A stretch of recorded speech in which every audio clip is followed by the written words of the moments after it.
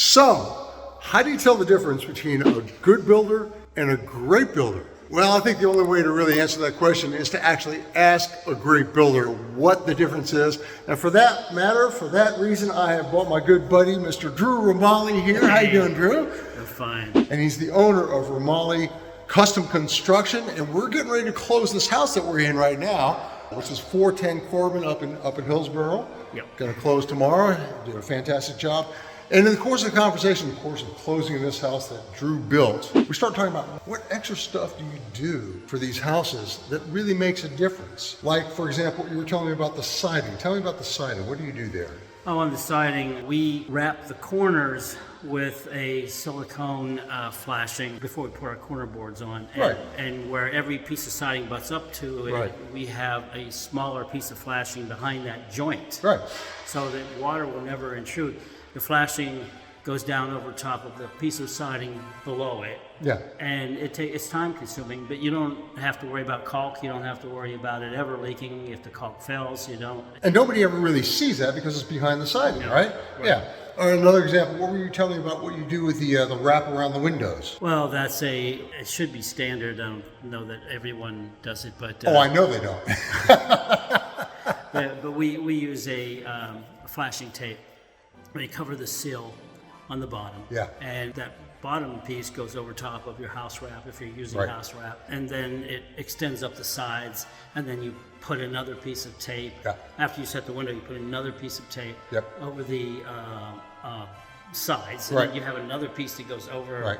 the top. Yep. And you have drip edge, and Yeah. you have all this so that you won't have any water intrusion. Bingo. I mean, so many inspections we get on resale houses where there's water intrusion around the edges of the windows. It's a real problem. It can be a huge problem.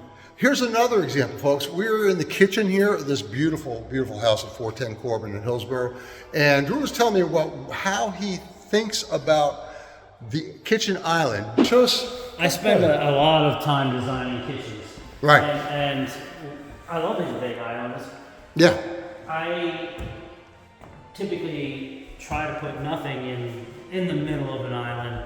I will put a vegetable sink. You have a larger sink. The regular sink over there, yep. Right. And with a nice window you can look out while you're at And yeah, it. that's the thing. I mean, our buyers always tell us, we love to see windows in front of the sink, and they're not always there, but you try to do that every chance you get. I do, and I try to avoid having the large sink or a cooktop in the island because you can never keep it clean. There's Right, always exactly stuff right. around it. Got all your stuff here, and everybody here in the living room and the dining room is looking at all your mess on your. You have an open floor plan, and so you can Yeah. never get rid of the mess. You don't Right. want to be sitting there looking at. Whereas if you have a dish rack or something, it's over there. You've Right. got Just kind of a little bit more out of the way. Right. You talked about putting this extra deep space in here so we could set up chairs or stools at the kitchen island. right, and also minor things like if you look over here, you'll see a receptacle. You have to have a receptacle, but the cabinet is white. The receptacle is white. Yeah. So many times I'll see a dark brown cabinet with Yeah. a white receptacle. I know what you And I'm mean. like, get a clue. Yeah, right, right. It And- just so offends me. Yeah. And then you were talking about how you do the cabinets. Like, for example, show us where the trash Well, if goes.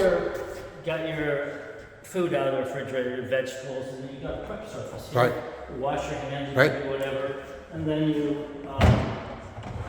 Bang! Just goes right in the trash, right there. Right. And you've got a lot of drawers. A lot of drawers. You were saying that it costs a lot more to make drawers than it does actual That's cabinets. a cabinet. Right. That's a cooktop, so you typically will have a cabinet with drawers, just like when you have your sink, you have a cabinet and not a drawer section under Right. it. But everywhere else, You've got drawers.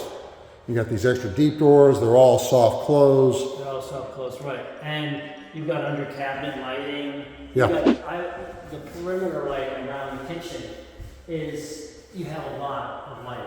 Yep, exactly right. And most people wouldn't put that many fixtures in, but you can aim it any way you want. My wife is always talking about how we want more light, and we're always putting more light in our Well, house. see, that's the thing. I love atmosphere as much as anyone else. but you can actually control it without dimmers or anything. You turn these off, turn those off, maybe turn this one on or the under cabinet. We are having a little quiet time. Yeah. You got a lot of control the more lighting you have. Another thing that I like to try to do, it's not immediately obvious, but your refrigerator is over here. Right. It's an area where you've got a lot of congestion. Right. Well, there's nothing in front of that refrigerator. Ah, good point. Exactly right. You're not fighting anybody. Yeah. Right. You know, and you don't have a counter. Right. Galley kitchens, maybe you have a situation where you can't do anything but a galley kitchen. Yeah. And then you've got walls on both sides and then the space you're walking around. If that gets really... The spacing. Exactly right. Right. You were talking about the cabinet. I'm sorry, the pantry. Yeah. Anytime I can do a large pantry. Large pantry with wooden shelves instead of wire shelves. Right. Yeah, exactly. And then you have, in this case, I did all black hardware, and the hardware is square. Yeah. And the handles are square. Yeah. And the lighting matches. Right. And I carry that over into the the dining room. We're doing a little work in there right now, but it's got this same square black metal, but it's got wood around it. Right. Then you've got this mantle. Beautiful mantle. With Yeah. a black fireplace. Yeah. The same wood here with these fans.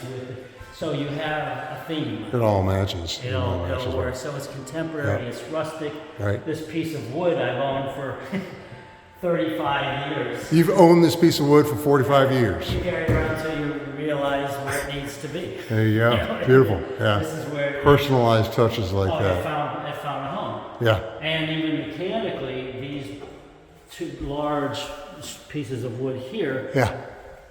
they run all the way through this wall.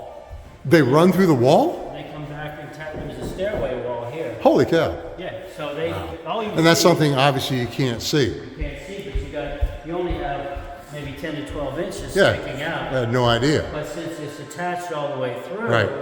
you can stand on this. Don't try this at home, folks.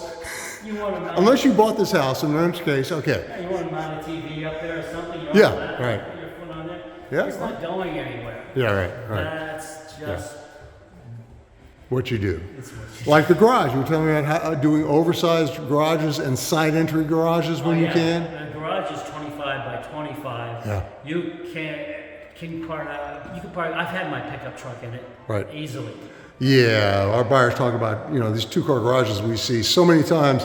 It's 2 cars garage, but you can't get 2 large cars in, or you get like a smart car in your SUV, and that's it. They're mostly for storage. Even if Yeah. you have a stairway coming into the house, you have to come up onto a landing or something. That takes Well, up just a forget lot it. of space.